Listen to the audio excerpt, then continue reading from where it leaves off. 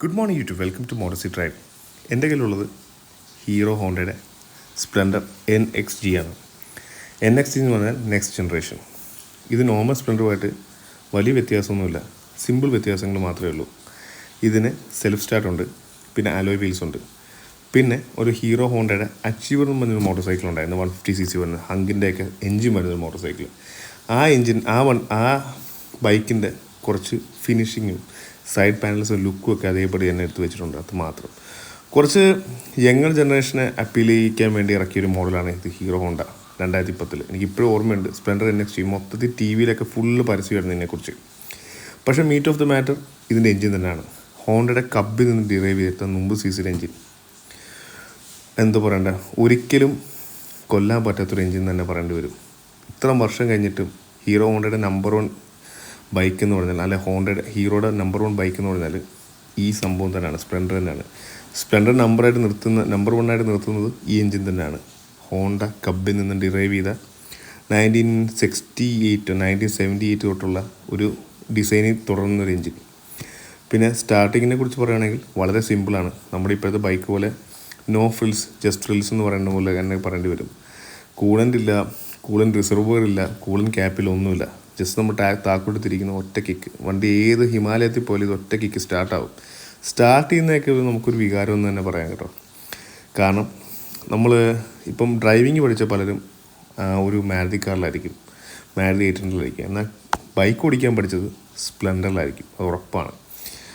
എല്ലാവരുടെയും ആശാനെന്ന് പറയുന്നൊരു basic Splendor കാണും നമ്മുടെ ജീവിതത്തിൽ. അങ്ങനെ വരുമ്പോഴത്തേക്ക് ഒരു ബേസിക് സ്പ്ലെൻഡറാണിത്. പിന്നെ സ്വിച്ചിനെ കുറിച്ച് പറയുകയാണെങ്കിൽ എല്ലാം സ്പ്ലെൻഡറിഷ് തന്നെയാണ്, വേറെ പ്രത്യേകിച്ചൊന്നും പറയാനായിട്ടില്ല.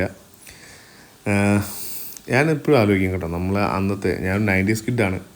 കാരണം എൻ്റെ അമ്മാവന് ഈ ഒരു സ്പ്ലെൻഡർ ഉണ്ടായിരുന്നു. അപ്പോഴത്തേക്ക് നമ്മൾ പോകുമ്പോഴത്തേക്കൊക്കെ നമ്മുടെ ഫസ്റ്റ് ലവ് എന്ന് പറഞ്ഞ ബൈക്കിനോട്ട് നമ്മുടെ ഫസ്റ്റ് ലവ് എന്ന് പറഞ്ഞ സ്പ്ലെൻഡറാണ്.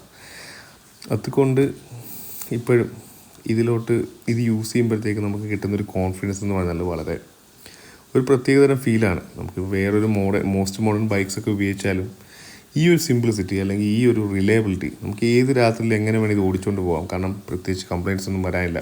കാരണം അത്ര സിമ്പിളാണ്. ഒരു എഞ്ചിനും ഒരു ഫ്രെയിമും ഒരു ചാസിയും പിന്നെ കഴിഞ്ഞു. അതിനകത്ത് ലിക്വിഡ് കൂളിങ്ങിൻ്റെ പ്രശ്നങ്ങളോ ഹാസിൽസോ അല്ലെങ്കിൽ പുതിയ എൻജിൻസിൻ്റെ ഫ്യൂൽ ഇഞ്ചക്ഷൻ കംപ്ലയിൻസോ ഒന്നുമില്ല.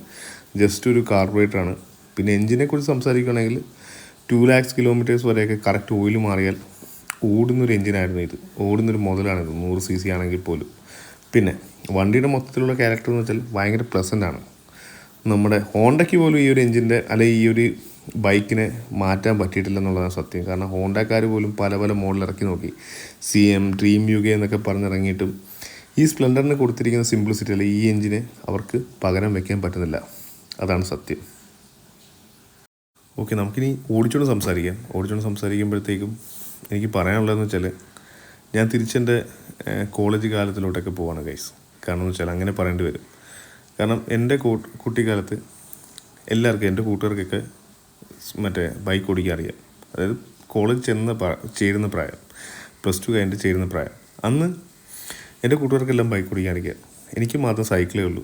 സൈക്കിൾ മാത്രമേ എനിക്ക് ഓടിക്കാൻ അറിയത്തില്ല. അപ്പം എൻ്റെ ഒരു വലിയ ചിരകാല സ്വപ്നമായിരുന്നു ബൈക്ക് ഓടിക്കുക എന്നുള്ളത്. ആരും ബൈക്ക് ഓടിക്കാൻ അറിയാത്തതുകൊണ്ട് നമുക്ക് അവരുടെ ഒന്നും ബൈക്കും തരത്തുമില്ല കേട്ടോ.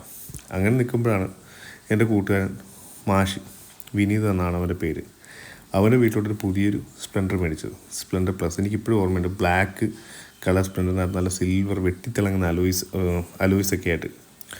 അപ്പം ആ ബൈക്ക് കിട്ടിയപ്പോഴത്തേക്കും അവൻ്റെ നല്ല മനസ്സിന് എനിക്ക് ഓടിക്കാൻ തന്നു. അങ്ങനെ ഞങ്ങൾ രണ്ടുപേരും ആ ബൈക്കിലാണ് കൈ തെളിഞ്ഞത് സത്യം പറഞ്ഞത്. അപ്പോൾ അതൊക്കെ അങ്ങോട്ടും ഇങ്ങോട്ടൊക്കെ ഓടിച്ചാണ് പ്രോപ്പറായിട്ട് ബൈക്ക് ഓടിക്കാനുള്ള കോൺഫിഡൻസ് കിട്ടിയത്. ആദ്യം ഓടിക്കുന്ന നാളുകളിൽ ഇതിൻ്റെ ഒരു 7.5 bhp എന്നൊക്കെ പറഞ്ഞാൽ കൈക്ക് നിൽക്കാത്ത പവറായിരുന്നു. ഞാനും അവനും കൂടെ പണ്ടൊരു പോസ്റ്റിലോട്ട് ഇടിച്ച് കയറാൻ പോയതാണ് ഇതും കൊണ്ട്. കാരണം നമ്മൾ ക്വിക്കായിട്ട് ആക്സിലേഷൻ കൊടുക്കുമ്പോഴത്തേക്ക് അല്ലെങ്കിൽ നമുക്ക് ഹാൻഡിൽ ഒന്നും പക്ക പെർഫെക്ഷനിൽ ഗ്രിപ്പ് കൊടുക്കാൻ ആക്സിലേഷൻ കൊടുക്കാനായിട്ട് അറിയത്തില്ല. ഒറ്റ കുടുപ്പ് കൊടുക്കുമ്പോഴത്തേക്കും വണ്ടി ചാടിപ്പോയി പോസ്റ്റിലോട്ട് കയറേണ്ടായിരുന്നു. ഞങ്ങൾ നല്ലോണം പേടിച്ചാണ് പണ്ട് PSC ക്ലാസ് കഴിഞ്ഞ് വരുന്നൊരു വൈകുന്നേരം. അത് ഞാനിപ്പോൾ ഓർക്കുന്നു ഈ ഒരു കാര്യം പറഞ്ഞപ്പോഴത്തേക്കും. സോ അന്ന് ഓടിച്ച സ്പ്ലെൻഡർ തന്നെയാണ് ഇന്നും ഇത്. സ്പ്ലെൻഡർ NXG എന്ന് പറഞ്ഞാൽ നെക്സ്റ്റ് ജനറേഷൻ എന്ന് പറഞ്ഞാൽ പോലും ഇതിനകത്ത് അവരുടെ ബേസിക് ഡിസൈൻസിലൊന്നും ഒരു മാറ്റമില്ല. ഏതൊരു ബൈക്കിനേക്കാളും സ്മൂത്ത് ആൻഡ് റിലയബിളാണ്. സ്മൂത്ത് എന്ന് പറഞ്ഞാൽ ഒരു 100cc ഓടിച്ചാലും നിങ്ങൾക്ക് കിട്ടാത്തൊരു ഫീലിംഗ്, ഒരു എന്തൊരു അറ്റ് ഹോം സെൻസേഷനൊക്കെ ഈ ബൈക്ക് നമുക്ക് തരുന്നു. That is Splendor.